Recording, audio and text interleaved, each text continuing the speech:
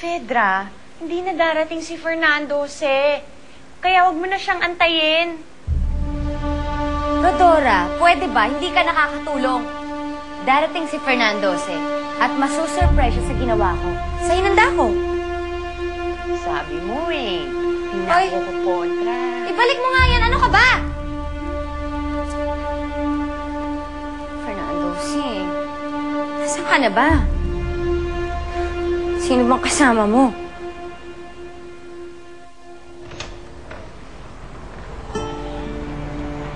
Nakatulog na si Mama sa kakaibantay.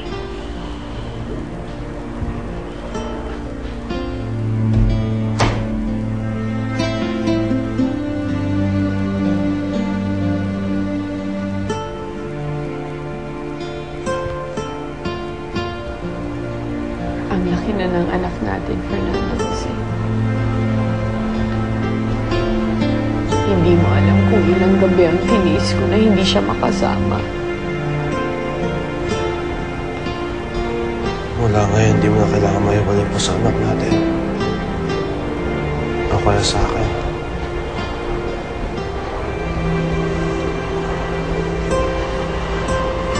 Buo na ulit ang pamilya natin ng Salinda. Hindi ko hayang masira pa ulit yun. Kasama na tayo. Pero paano si Fedra? At si Alex. Nasasaktan natin sila, Fernando Jose. Bakit hindi ka lumapit kanina at pinaghiwalay si Rosalinda at si Fernando Jose? Dahil hindi yun yung tamang oras at pagkakataon.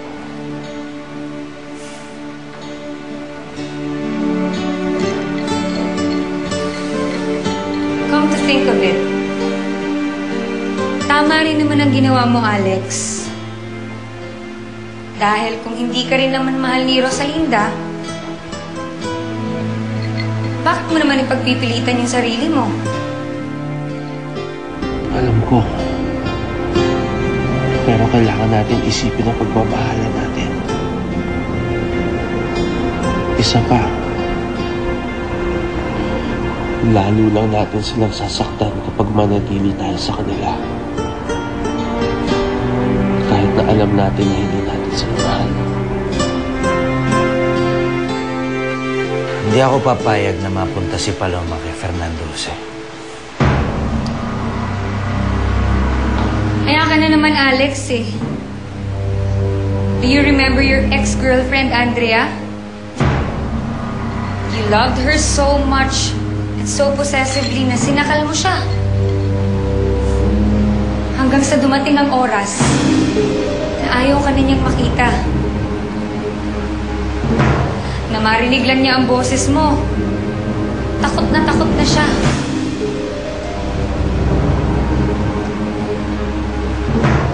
Gusto mo ba talaga, Alex, na mangyari sa inyong dalawa ni Rosalinda yun? Makakaya mo ba na magagalit siya sa'yo habang buhay?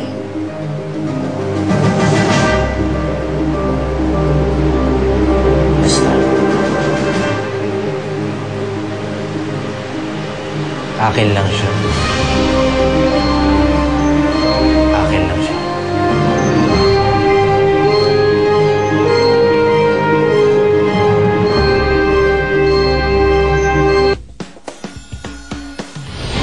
Do you, Drew?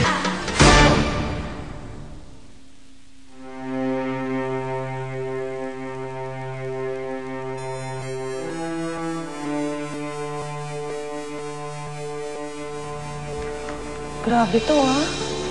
Ang bilis na upload. Rodora? Oh, saan na tayo mag-usap? Oh, Fedra, ginulat mo naman ako. Grabe ka. Marami ka bang nainom na kape? Parang masyado ka magugulatin ngayon. Wala.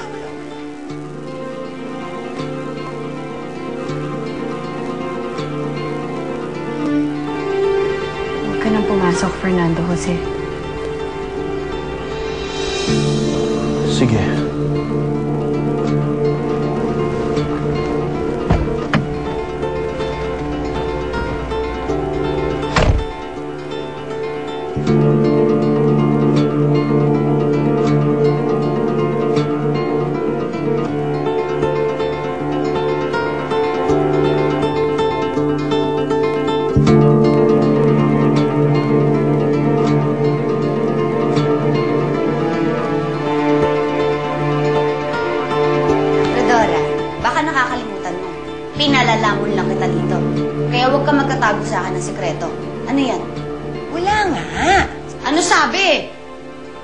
Sige na, sasabihin ko na. Hindi ko naman dapat papakita to sa'yo eh. Dahil alam ko masasaktan ka.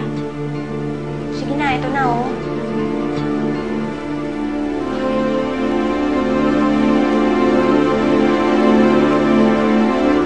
Kalat na kalat na nga daw yan sa YouTube. Apparently, nangyari yan kagabi.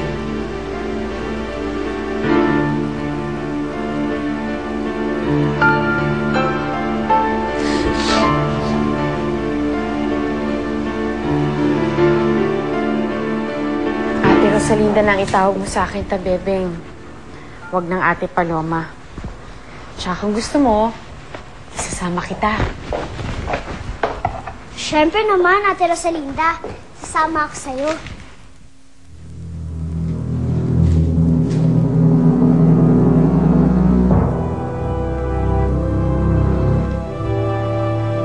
Bakit ka nagbabalot? Iiwan mo na ba ako, Rosalinda?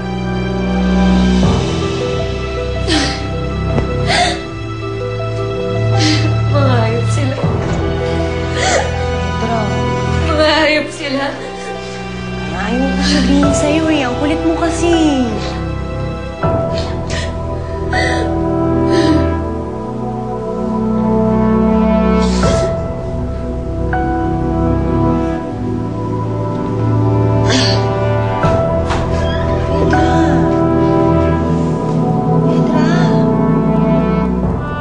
Saan ka pupunta?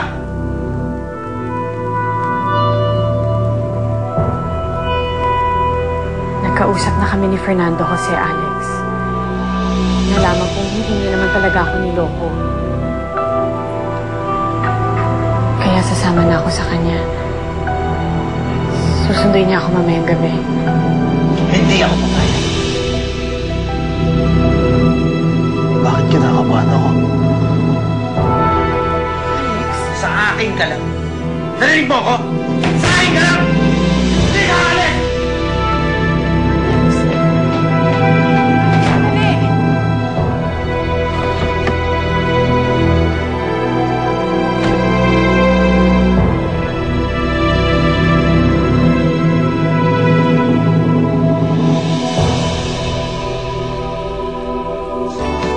Jack and Jill Dewberry, with its delectable taste. Hindi ako papayag. Akong may gawa sa'yo.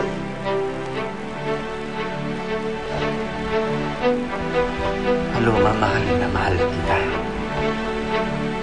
Pero Alex, si Fernando Jose ang mahal ko.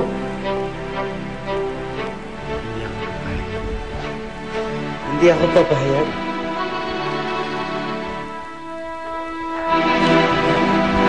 Bitawan mo siya! Bitawan mo!